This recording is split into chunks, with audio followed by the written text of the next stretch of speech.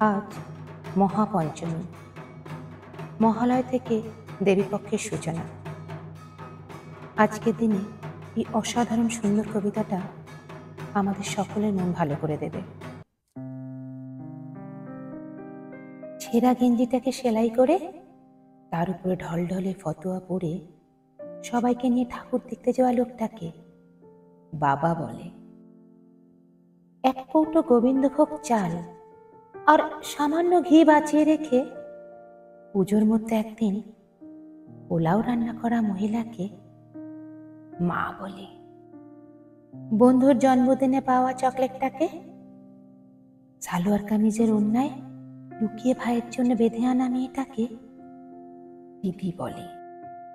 কাঠি আইসক্রিমটা অর্ধেক গলিয়ে ফেলে হাতে নিয়ে দিদির জন্য মাঠ পেরিয়ে নিয়ে ছুটতে থাকা ছেলেটাকে ভাই বলে।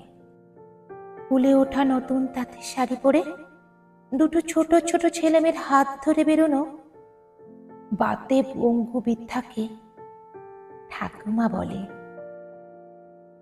ডিজাইনার পাঞ্জাবি পরে অঞ্জলি দিতে দিতে পাশের বাড়ি নতুন শাড়ি পরা মেয়েটিকে কলেজ পড়ুয়া ছেলেটির আর চোখে দেখাটাকে ভালো লাগা বলে। টরন্টো, দুবাই থেকে ফিরে সবাই মিলে একজোট হয়ে অষ্টমীর রাতে স্কচের আসরে পাড়ার ইলেকট্রিশিয়ান বন্ধু হাবুকে নিমন্ত্রণ করাটাকে ছোটবেলার বন্ধুত্ব বলে। শিল্পীর হাতে 6 মাসের মেহনতে বানানো দুর্গা ঠাকুরটিকে নাড়ি ছিন্ন করে বিক্রি করে সেই টাকায় অনাথ অসহায় পথ শিশুদের জামা কাপড় কিনে দেওয়াটাকে মানবিকতা বলে। সপ্তমীর সকালে বউ ছেলে নিয়ে টানা গাড়িতে করে গ্রামের বাড়িতে হাজির হয়ে কাকা ছাটাদের পা ছুঁয়ে প্রণাম করে তাদের আশীর্বাদ নেওয়া মানুষগুলোকে পরিবার বলে। বিশ্বের সবচেয়ে মনোরম আরামদায়ক জায়গা ছেড়ে বিবাহিত মহিলারা একদিন যে বাড়িটাকে স্বর্গ বলে মনে করে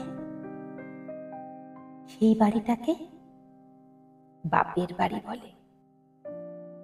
আর এই চিত্রকল্পগুলোকে একসাথে সাজিয়ে নিলে যেটা তৈরি হয়, বাঙালিরা এক কথায়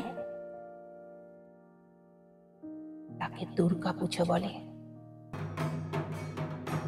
কলমে তিলক ভট্টাচার্য, কণ্ঠে আমি সঞ্চারী, মিউজিকে শুভ্রা পাল।